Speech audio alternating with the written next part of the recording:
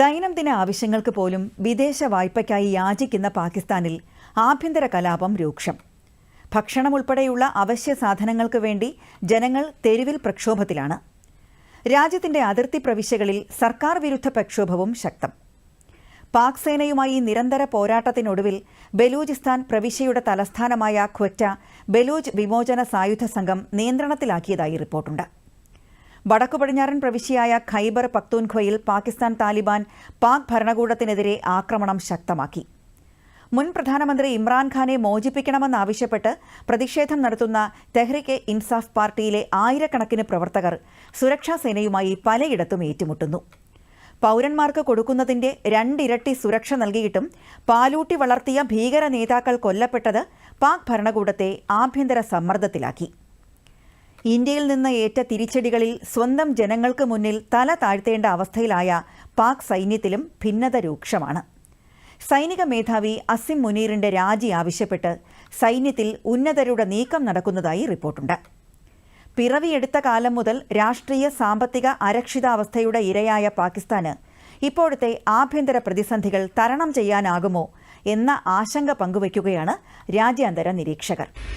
പാകിസ്ഥാനിൽ ഷഹ്ബാസ് ഷെരീഫ് ഭരണകൂടത്തിന് പ്രതിസന്ധി സൃഷ്ടിച്ച് ആഭ്യന്തര സംഘർഷം ശക്തമായി തുടരുന്നു. രാജ്യത്തെ പ്രധാനപ്പെട്ട പ്രവിശ്യകളിൽ മാത്രമല്ല, തലസ്ഥാനത്തും പ്രധാനപ്പെട്ട നഗരങ്ങളിലും പടരുന്ന ആഭ്യന്തര സംഘർഷത്തിൽ പകച്ചു നിൽക്കുകയാണ് പാക് ഭരണകൂടം. ഒരേ സമയം ബാഹ്യശക്തികളെയും ആഭ്യന്തര ശത്രുക്കളെയും നേരിടേണ്ട കടുത്ത പ്രതിസന്ധിയിലാണ് പാകിസ്ഥാൻ. ആഭ്യന്തര സംഘർഷത്തിൽ ഏറ്റവും വലിയ വെല്ലുവിളി ഉയർത്തുന്നത് ബലൂചിസ്ഥാൻ പ്രവിശ്യയിലാണ്. പാകിസ്ഥാനിലെ 4 പ്രവിശ്യകളിൽ ഭൂവിസ്തൃതിയിൽ 44%-ലേറെയുള്ള ബലൂചിസ്ഥാൻ മണ്ണ് പാകിസ്ഥാന് എന്നും ദഹനക്കേടാണ്.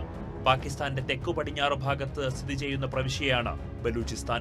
സ്വാതന്ത്ര്യാനന്തരം പാകിസ്ഥാനോട് യോജിക്കാൻ ഒട്ടും താൽപര്യമില്ലാതിരുന്ന ബലൂചിസ്ഥാനെ ബലപ്രയോഗത്തിലൂടെ കൂട്ടിച്ചേർക്കുകയായിരുന്നു. അന്നു മുതൽ സ്വതന്ത്ര ബലൂചിസ്ഥാനു വേണ്ടി 5ഓളം വിമോചന സംഘടനകളാണ് അവിടെ പോരാടുന്നത്. കൂട്ടത്തിൽ ആൾബലത്തിലും ആയുധക്കരുത്തിലും മുന്നിലുള്ളത് ബലൂച്ച് ലിബറേഷൻ ആർമി എന്ന BLA ആണ്.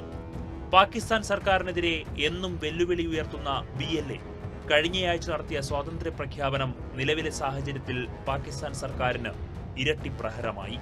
ബലൂച്ച് സായുധ സേനയുടെ 3 ഗ്രൂപ്പുകൾ ബലൂചിസ്ഥാന്റെ തലസ്ഥാനമായ ഖ്വറ്റ പിടിച്ചെടുത്തുവെന്നും പാകിസ്ഥാൻ പതാകയ്ക്കു പകരം BLAയുടെ പതാക ഉയർത്തിയെന്നുമാണ് റിപ്പോർട്ടുകൾ. പാക് സേനയ്ക്കെതിരെ ആക്രമണം കടുപ്പിച്ച BLA കെച്ചിലെ തൂർബത്തിൽ പാക് സൈനിക പോസ്റ്റിനു നേരെ വെടിവെപ്പും സ്ഫോടന പരമ്പരയും നടത്തിയിരുന്നു. ഗിന്ന, നസീറാബാദ് പ്രദേശങ്ങളിലെ സൈനിക പോസ്റ്റിനു നേരെ റോക്കറ്റ് പ്രൊപ്പൽഡ് ഗ്രനേഡുകളും പ്രയോഗിച്ചു. മീരാബാദ്, ടംബ് തുടങ്ങിയ പ്രദേശങ്ങളിൽ ശക്തമായ സ്ഫോടനങ്ങളുണ്ടായി. ഇവിടെ പ്രകൃതി ധാതുക്കൾ കൊണ്ടുപോയ വാഹനങ്ങളും ആക്രമിക്കപ്പെട്ടുവെന്ന് റിപ്പോർട്ടുകളുണ്ട്. ഏതാനും ആഴ്ചകളായി BLA പാക് സൈന്യത്തിനു നേരെ തുടർച്ചയായി ആക്രമണങ്ങൾ നടത്തിവരികയായിരുന്നു. ഖ്വറ്റയിൽ നിന്ന് പെഷവാറിലേക്ക് പോയ ജാഫർ എക്സ്പ്രസ് യാത്രാ തീവണ്ടി തട്ടിയെടുത്ത് BLA വിലപേശിയതും പാകിസ്ഥാന് നാണക്കേടായി. പ്രകൃതി സമ്പത്ത് കൊണ്ട് അതിസമ്പന്നമായ ബലൂച്ച് മേഖലയിൽ ചൈനയ്ക്ക് വൻ നിക്ഷേപമുണ്ട്. ചൈന ബലൂച്ച് വിടണമെന്നാവശ്യപ്പെടുന്ന BLA ചൈനീസ് പൗരന്മാർക്കെതിരെ ഒളിയുദ്ധം നടത്തുന്നതും പാക് സർക്കാരിന് തലവേദന സൃഷ്ടിക്കുന്നുണ്ട്.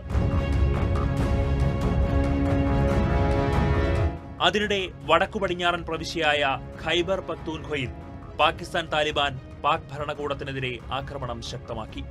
സർക്കാരിനെ അട്ടിമറിക്കുകയാണ് പാക് താലിബാന്റെ ലക്ഷ്യം. ഇക്കൊല്ലം മാത്രം 500-ലേറെ പേരെ ഖൈബർ പക്തൂൻഖ്വയിൽ ഇവർ വധിച്ചു. പാകിസ്ഥാൻ സൈനിക മേധാവിക്ക് എത്തി നോക്കാൻ പോലും കഴിയാത്ത ഈ പ്രവിശ്യയിൽ പാകിസ്ഥാൻ താലിബാന് സ്വന്തം കോടതി പോലുമുണ്ട്. അഫ്ഗാൻ അതിർത്തിയിലെ അസ്വസ്ഥതകളും പാകിസ്ഥാന് വലിയ വെല്ലുവിളിയാണ് ഉയർത്തുന്നത്. നേരത്തെ ഇരവാദം മുഴക്കുമ്പോൾ ഓടിയെത്തുന്നവരൊന്നും പാകിസ്ഥാന്റെ 7 അയല തടുക്കാതെ ഒഴിഞ്ഞുപോകുന്നു. സൗദി അറേബ്യ, ഇറാൻ, അഫ്ഗാനിസ്ഥാൻ അടക്കമുള്ള അറബ് രാജ്യങ്ങളൊന്നും പാകിസ്ഥാനെ സഹായിക്കാനെത്തുന്നില്ല. സഹോദര രാജ്യങ്ങളിൽ നിന്ന് പോലും ഒറ്റപ്പെടുന്നത് അന്താരാഷ്ട്ര തലത്തിൽ പാകിസ്ഥാന് വലിയ തിരിച്ചടിയാണ്. അതേസമയം മുൻ പ്രധാനമന്ത്രി ഇമ്രാൻഖാന്റെ തെഹ്രികെ ഇൻസാഫ് പാർട്ടി പ്രവർത്തകർ സർക്കാരിനെതിരെ തെരുവിലിറങ്ങി. ലാഹോറിൽ തെഹ്രികെ പാർട്ടി പ്രവർത്തകർ ആക്രമണം അഴിച്ചുവിട്ടു. ഇമ്രാൻഖാനെ തടവറയിൽ നിന്നും മോചിപ്പിക്കണമെന്നാവശ്യപ്പെട്ടാണ് പാർട്ടി പ്രവർത്തകർ പ്രക്ഷോഭം നടത്തിയത്. അഴിമതി കേസിൽ ജയിലിൽ കഴിയുന്ന ഇമ്രാൻഖാനെ രക്ഷിച്ച് വീണ്ടും അധികാരത്തിലെത്തിക്കാനുള്ള അവസരമായി അദ്ദേഹത്തിന്റെ അണികൾ ആഭ്യന്തര സംഘർഷ സാഹചര്യം മുതലെടുക്കുന്നു. വൻ സുരക്ഷ ഒരുക്കിയിട്ടും ഓപ്പറേഷൻ സിന്ദൂറിലൂടെ ഇന്ത്യ 5 കൊടും ഭീകരർ ഉൾപ്പെടെ 100-ലേറെ പേരെ കൊന്നതും പാക് ഭരണകൂടത്തെ പ്രതിസന്ധിയിലാക്കി. പാക് സർക്കാർ പറയുന്ന പ്രതിരോധം വെറും പൊള്ളയാണെന്ന് തെളിയിക്കുന്നതാണ് ഈ സംഭവമെന്നാണ് പാക് ജനത ചൂണ്ടിക്കാട്ടുന്നത്. അതിനിടെ പാക് സൈന്യത്തിലെ ഉന്നതർക്കിടയിലെ ഭിന്നതയും മറനീക്കി പുറത്തുവന്നു. അനാവശ്യ സംഘർഷത്തിലേക്ക് ഇന്ത്യയെ വലിച്ചിട്ടതിന്റെ ഉത്തരവാദി സൈനിക മേധാവി അസീം മുനീറാണെന്നാണ് ചിലരുടെ കുറ്റപ്പെടുത്തൽ. അസീം മുനീറിനെ കസ്റ്റഡിയിലെടുത്തെന്നുവരെ വാർത്തകൾ പ്രചരിച്ചിരുന്നു. സൈന്യത്തിലെ മറ്റു മുതിർന്ന ഉദ്യോഗസ്ഥർ അദ്ദേഹത്തിന്റെ രാജി ആവശ്യപ്പെട്ടുവെന്നും സൂചനയുണ്ട്. കോടിക്കണക്കിന് രൂപ സ്വന്തം പേരിൽ വിദേശത്തേക്ക് കടത്തി തുടങ്ങി നിരവധി കാരണങ്ങൾ ചുമത്തി രാജ്യദ്രോഹത്തിന് സൈനിക കോടതിയുടെ നടപടികൾക്ക് മുനീറിനെ വിധേയനാക്കാൻ സാധ്യതയുണ്ടെന്നും ചില പാക് മാധ്യമങ്ങൾ റിപ്പോർട്ട് ചെയ്തു. ഇന്ത്യയെ പ്രതിരോധിക്കാൻ പരാജയപ്പെട്ട അസീം മുനീറിന്റെ തലയ്ക്കായി മുറവിളി ശക്തമായി. Pakistan joint chiefs of staff കമ്മിറ്റിയുടെ ചെയർമാൻ ജനറൽ സാഹിർ ഷംസദ് മിർസയെ അസീം മുനീറിന് പകരം നിയമിക്കാൻ സാധ്യതയുണ്ടെന്നും റിപ്പോർട്ടുകളുണ്ട്. പാകിസ്ഥാൻ ഇന്ത്യക്കെതിരെ പ്രയോഗിച്ച മിസൈൽ അടക്കമുള്ള ആയുധങ്ങൾ ലക്ഷ്യം കാണാതെ പോയതും വിമർശനത്തിനിടയാക്കി.